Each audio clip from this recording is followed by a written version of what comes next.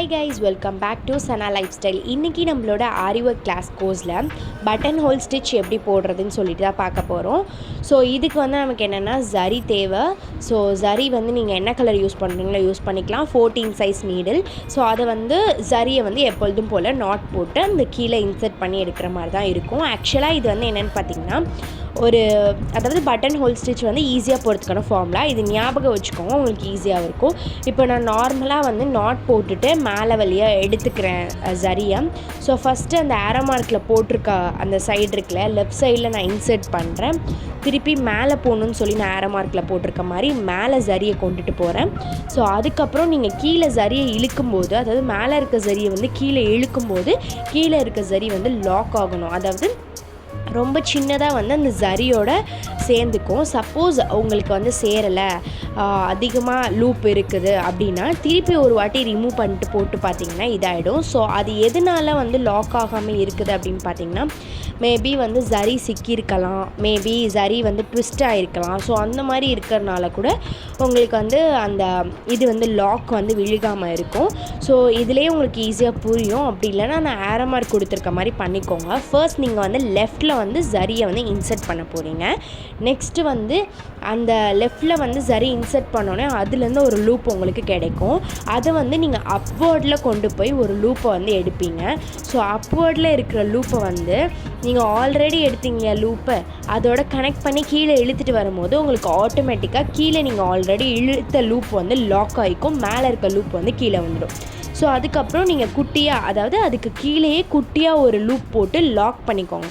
எதுக்காக நம்ம லாக் பண்ணுறோம் அப்படின்னு பார்த்தீங்கன்னா, உங்களுக்கு வந்து அந்த த்ரெட் வந்து அந்த ஜரி வந்து லூஸ் ஆகிடாமல் இருக்கிறதுக்காக. நான் நார்மலாக வந்து உங்களுக்கு தேர்ட் லூப் நீங்கள் பார்த்தீங்கன்னா தெரியும்.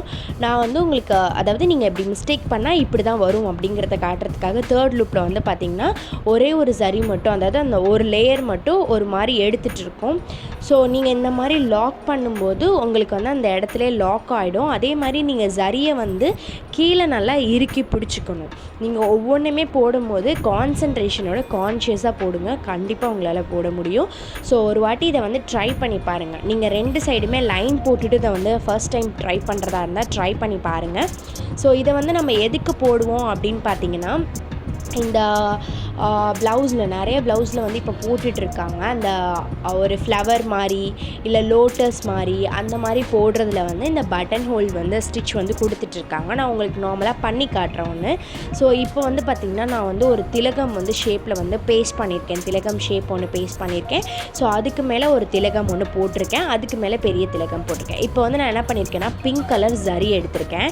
ஸோ ஜரி எடுத்து அந்த திலகம்க்கு மேலே ஒரு லூப் போட்டு கொண்டு வந்துட்டு ஃபர்ஸ்ட் நான் போட்டிருக்கேன் இல்லையா அந்த திலகம் ஷேப்பு.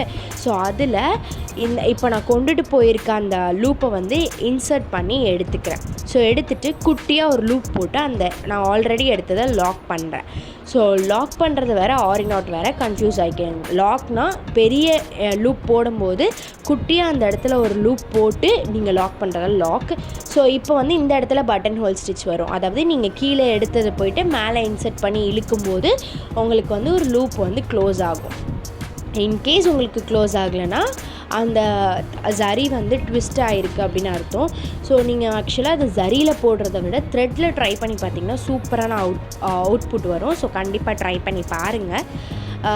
அதே மாதிரி நீங்கள் வந்து நார்மலாக வந்து போடுறத ஃபர்ஸ்ட்டு ட்ரை பண்ணும்போது ரொம்ப வந்து டஃப்பாக தான் இருக்கும். ஆக்சுவலாக இது இப்போது எனக்குமே ப்ராக்டிஸ் கொஞ்சம் விட்டுட்டனால எனக்கு கொஞ்சம் டஃப்பாக தான் இருந்தது. இது வந்து எப்படி வரும்னு பார்த்தீங்கன்னா, கீழே இருக்கு இல்லையா திலகம், ஸோ அந்த திலகம் ஃபுல்லாகவுமே இந்த வந்து பிங்க் கலர் ஜரி வந்து க்ளோஸ் பண்ணிவிடும்.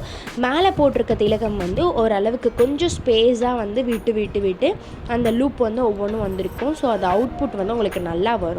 ஸோ நான் உங்களுக்கு ஃபுல்லாக கம்ப்ளீட் பண்ணிவிட்டு காட்டுறேன்.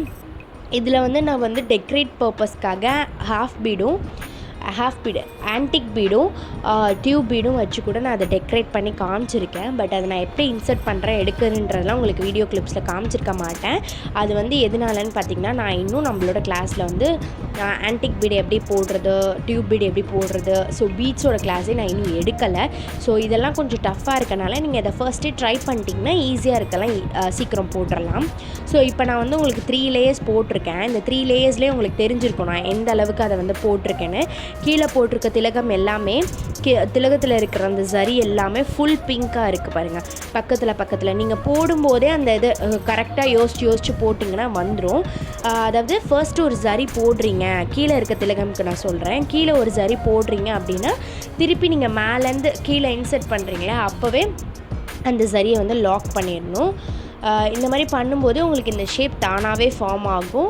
ஆனால் அந்த திலகமோட அந்த ஸ்லாண்டிங்காக மேலே இருக்கிற திலகம் அந்த த்ரெட் இருக்குல்ல ஸ்லாண்டிங்காக வர மாதிரி பார்த்துக்கோங்க. இப்போ பார்த்திங்கன்னா நான் ஃபுல்லாக கம்ப்ளீட் பண்ணி முடிச்சிட்டேன்.